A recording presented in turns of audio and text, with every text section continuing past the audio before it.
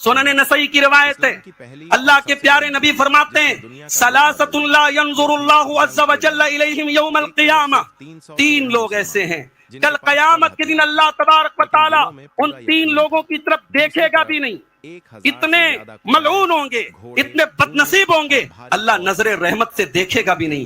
کون لوگ ہوں گے؟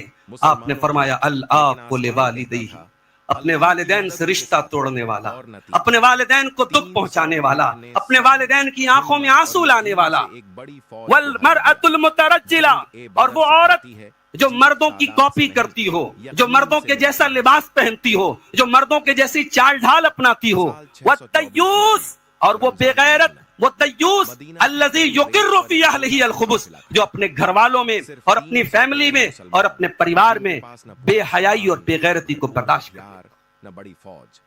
آج غیرت ختم ہو رہی ہے میرے بھائی، اور آج میرا ٹاپک ہے خواتین اسلام کی غیرت۔ عورت کے نام کے ساتھ جب اسلام لگ جائے، جب عورت ایک مسلمان عورت کہلائے، تو اس کی ذمہ داری بہت بڑی ہو جاتی ہے، اس کا مقام بہت اونچا ہو جاتا ہے۔ ایک مسلمان عورت سے یہ ایکسپیکٹ کیا جاتا ہے، یہ امید رکھی جاتی ہے کہ وہ اپنی جان دے سکتی ہے، مگر اپنی عفت اور عصمت سے کوئی سمجھوتا نہیں کر سکتی۔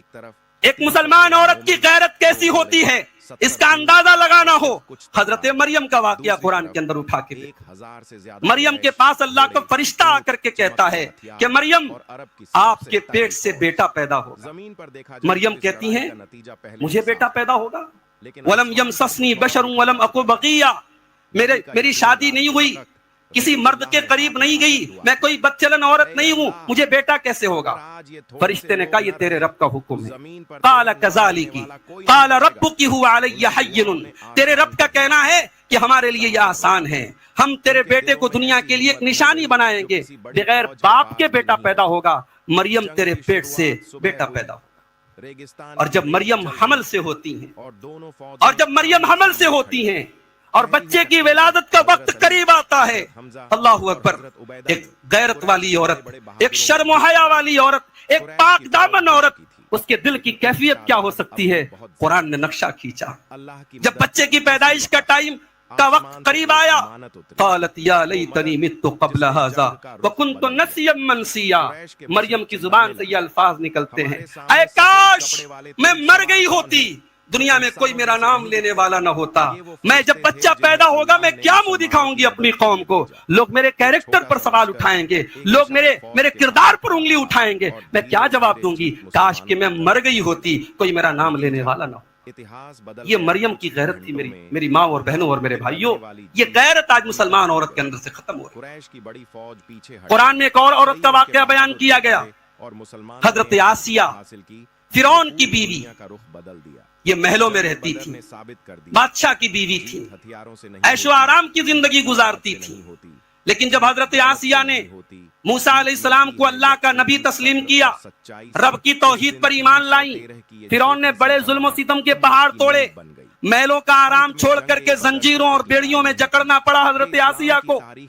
حضرت آسیہ نے اپنے رب کی رضا کے لیے، اپنے رب کی توحید کے لیے، اپنے فرعون کے محل کو چھوڑا، اس کے تخت و تاج کو چھوڑا، اس کے عیش و آرام کو چھوڑا، اور اپنی پوری زندگی انہوں نے رب کی توحید کے لیے قربان کر دی، اور اللہ کی بارگاہ میں دعا کرتی ہیں رب ابن لی عندک بیتا فی الجنہ ونجنی من فرعون وعملہ ونجنی من القوم الظالمین، پروردگار تیری توحید کے لیے، تیری رضا کے لیے اے اللہ میں نے اپنا محل چھوڑا ہے، پروردگار تو بھی جنت میں اپنے پاس مجھے ایک محل عطا فرما، پروردگار مجھے ظالموں سے نجات عطا فرما۔ ایک طرف آسیہ کا یہ کردار دیکھ جنہوں نے اپنی توحید اور اپنے ایمان کو بچانے کے لیے محل چھوڑ دیا، اور آج پورے ملک میں ایک ہوا چلی ہے، پورے ملک میں ایک لہر چلی ہے، آج کتنی مسلمان لڑکیاں ہیں جو اپنے گھر سے فرار ہو کر کسی عاشق کے ساتھ، اپنے کسی معشوق کے ساتھ نکاح کر رہی ہیں، اور یہ جو معشوق ہوتا ہے، یہ جو ان کا محبوب ہوتا ہے، یہ غیر مسلم بھی ہوتا ہے۔ ابھی ایک دو روز پہلے ایک بڑا وائرل ہو رہا ہے ایک شادی کا کارڈ، آپ کے اسی ممبئی سے بہت قریب ایک جگہ ہے ناگپور، لڑکی کا نام ہے صوفیہ اور لڑکے کا نام ہے بھونیشور، لڑکی کا نام صوفیہ، لڑکے کا نام بھونیشور، دونوں کی شادی ہو رہی ہے اور غیر مسلموں کے طرز سے نکاح ہو رہا ہے، ان کی مذہبی رسومات کے ساتھ نکاح ہو رہا ہے، اور کارڈ سے بظاہر ایسا معلوم ہوتا ہے کہ لڑکی کے والدین بھی اس نکاح میں شامل۔ لیکن ہمارے لیے کہاں چلی گئی ہماری، ہم اپنے دل کو کہاں چلی گئی ہماری دینی غیرت؟ ایک مسلمان عورت وہ ہوتی ہے جو اپنے دین اور اپنے ایمان کو بچانے کے لیے اپنی جان قربان کر دیتی ہے، اور آج محبت اور عشق کے ناٹک پر، محبت اور عشق کے جھانسے میں آ کر ایک مسلمان لڑکی اپنے دین اور ایمان کا سودا کر لے، اس سے بڑی شرم کی بات کیا؟ بہت بڑھ جائیں گے۔ میرے نوجوان بھائیوں، میرے بزرگوں، میری ماں اور بہنوں، یہ پوری قوم کے لیے یہ لمحہ فکریہ ہے، پوری قوم کے لیے ڈوب مرنے کا مقام ہے کہ اپنی بیٹیوں کو ہم اس لائق نہیں بنا سکے، اپنی بیٹیوں کو ہم اس لائق نہیں بنا سکے کہ وہ اپنے دین اور ایمان کی غیرت کو سمجھ کریں گے۔ ایمان کوئی ایسی چیز ہے کہ عشق اور محبت کے نام پر ایمان کا سودا کر لیا جائے؟ ارے ایمان تو وہ چیز ہے، ایمان تو وہ چیز ہے کہ سمیہ رضی اللہ تعالیٰ عنہ شوہر کے سامنے، جوان بیٹے کے سامنے بے لباس کر دی جاتی ہیں، ننگا کر دیا جاتا ہے۔ رب کی توحید کے لیے اللہ کی اس بندی نے اپنے جوان بیٹے کے سامنے بے لباس ہو جانے کی تکلیف کو گوارا کر لیا، اپنی جان کو دینا گوارا کر لیا، مگر اپنے ایمان سے ہاتھ دھونا گوارا نہیں کیا۔ ایمان کی غیرت تو اس کو کہتے ہیں میرے۔ ایک روشنی ہے آج ایمانی غیرت ختم ہو رہی ہے، اور اس کی بہت بڑی وجہ یہ ہے کہ ہم نے اپنی بیٹیوں کو، اپنی خواتین کو اسلامی تعلیم کے نام پر ہم نے کچھ نہیں دیا۔ ہم نے اپنی لڑکیوں کو، اپنی بیٹیوں کو اعلیٰ تعلیم تو دلوائی، مگر دینی تعلیم کے نام پر ہم نے کسی حافظ صاحب سے، کسی مولوی صاحب سے ناظرہ قرآن پڑھوا دیا۔ معاف کیجئے گا، آپ کی بیٹی نے ناظرہ قرآن پڑھ لیا، رٹو طوطے کی طرح اس نے عربی زبان میں وہ آیتیں پڑھ لی، مگر اس نے دینی تعلیم حاصل نہیں۔ اس نے قرآن میں پردے کی آیتوں تو پڑھی، مگر پردے کی آیتوں کا کیا مفہوم ہے، پردے کا حکم کیوں دیا گیا؟ قرآن تو یہاں تک کہتا ہے وَلَا يُبْدِينَ زِينَتَهُنَّ وَلَا يُبْدِينَ زِينَتَهُنَّ إِلَّا مَا ظَهَرَ مِنْهَا۔ اے مسلمان عورتوں، تمہارے بدن کی زینت، تمہارے جسم کی خوبصورتی کسی غیر کے سامنے تمہیں ظاہر نہیں کرنا ہے۔ وَلْيَضْرِبْنَ بِخُمُرِهِنَّ عَلَى جُيُوبِهِنَّ۔ اے مسلمان عورتوں، تمہیں اپنے دوپٹوں کو اپنے محرم رشتہ داروں کے سامنے، اپنے گھر میں اپنے باپ، اپنے بھائی، اپنے بیٹوں کے سامنے بھی اپنے دوپٹے کو اپنے گریبان پہ رکھنا ہے۔ یہ رب کا قرآن کہہ رہا ہے، عورت کو دوپٹہ رکھنے کا طریقہ قرآن میں بتایا جا رہا ہے۔ ہم نے اپنی بیٹیوں کو یہ چیزیں بتائی نہیں میرے بھائی۔ قرآن نے یہاں تک کہا فَلَا تَخْضَعْنَ بِالْقَوْلِ فَيَطْمَعَ الَّذِي فِي قَلْبِهِ مَرَضٌ وَقُلْنَ قَوْلًا مَّعْرُوفًا۔ اے مسلمان عورتوں، اگر کبھی کسی غیر مرد سے تمہیں بات کرنے کی نوبت آ جائے، ضرورت آ جائے، تو تمہارے بات کرنے کا لہجہ کیسا ہو، تمہاری گفتگو کا انداز کیسا ہو۔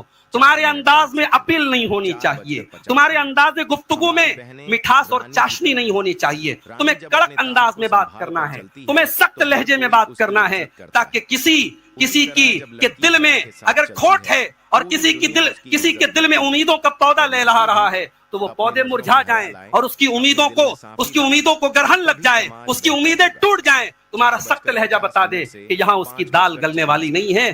قرآن ایک مسلمان عورت کو غیر مردوں سے اگر بات کرنے کی ضرورت پڑ جائے تو اس کا طریقہ بھی قرآن بتا۔ میری ماں اور بہنوں، معاف کیجئے گا، آج آپ اپنی غیرت کو بھول گئی۔